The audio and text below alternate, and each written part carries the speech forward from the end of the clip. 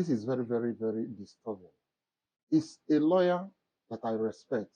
I love his person because of the things he has done in the past. I started developing a cold feet on Barrister Deji Adeyanju when he came out on social media to start talking about his client, VDM.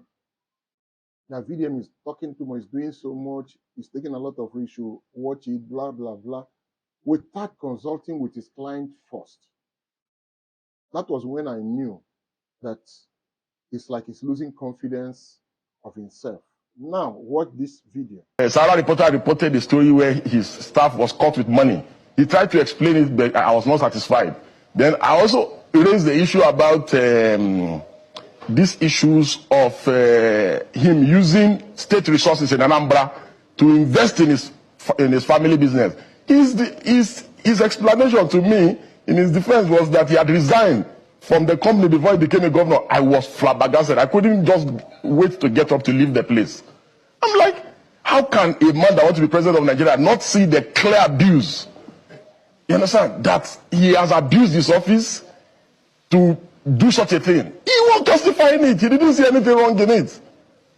I was completely disgusted. So eventually, I didn't want to disrespect him, so I wanted to leave. And then he got into, because we're like in a living room, it's like a suite. Then he got into a room and said, oh, please, he's coming. That he wants to go inside the room and he has something for me. So he brought one envelope or something like that. And said, no, this is just a small thing, it's just for coming, blah, blah, blah. I said, I laughed. I said, that means you don't know me. I said, and you are friends with Mimiko, former Governor Mimiko and others. There are people that I was close to. You will have asked them about me. If we do anything because of conviction, it's even me that will bring out of my money and support you. You know, so he kept insisting that it's not like that, it's not what I'm thinking. I said, God forbid, I left. So, however, I never revealed what happened to anyone. So, I remember vividly, he went to, was it Egypt? To inspect some power something. At the peak of the Ekiti election, when his candidate in the Labour Party was running. So I criticized and said, you should be in Ekiti and not in Egypt. And I said, because you want to be president, you must go and campaign for your candidate and try to win his aides. Some of these young boys that are around him started insulting me that the reason why I'm criticizing him now is because that I was saying that he was okay, he was good. That the reason why I'm criticizing him now is that I brought a proposal to him and I demanded, is it 200 million or something? And that he told me that I said, me? And these are his close aides. So they started doing that. So I said, oh, because I had observed the pattern about them, that they terrorize people online, insult people, slander people. His mob, his obedient mob were practically uncontrollable during the last election. So I said, okay, so these people do not even want dissent of any kind of criticism of their candidate of any kind. I said, okay, I'm not going to even leave Tinubu alone and now face them. Because we cannot have a situation in our country or in our polity where political extremism becomes the order of the day. And Nigerians are living witnesses to the things that eventually happened to the build-up of the last election. We have never had this kind of toxic political experience. Aside the Buharis, after the Buharis, the obedient mob is the most toxic political movement that we have ever witnessed in this country.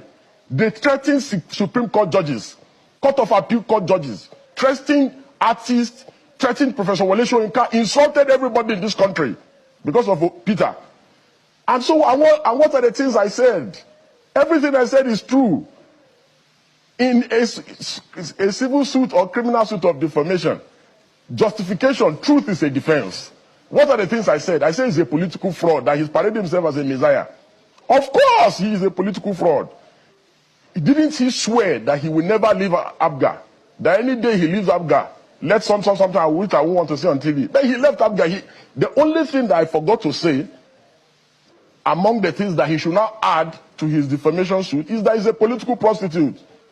Hobnobbing, and look at what he said about the people that he wanted to defeat in the last election. He said they operate a structure of criminality, but today he's with them. He has one leg in in PDP, they are discussing with him.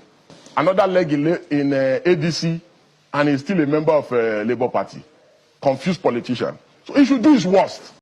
Now, as if what he has said about VDM is not enough, here is the case of P2B. Of all people in the country, Barrister Deji Adeyanju could not see the likes of El-Rufai, the likes of Wike, the bad governance Nigerians are suffering in their hand. He didn't see any of them to talk about. Look at these two personalities that everybody in Nigeria loves. And these are the people Deji Adeyanju could look at and talk about them in a negative form. See, Deji Adeyanju, I don't want to waste our time. If you are interested to work with APC government, simply own up. Because what APC cherish, whenever anybody attacks P2B openly, aggressively, it won't take time, they will give him a job. If you are indirectly applying for a job, please be a gentleman.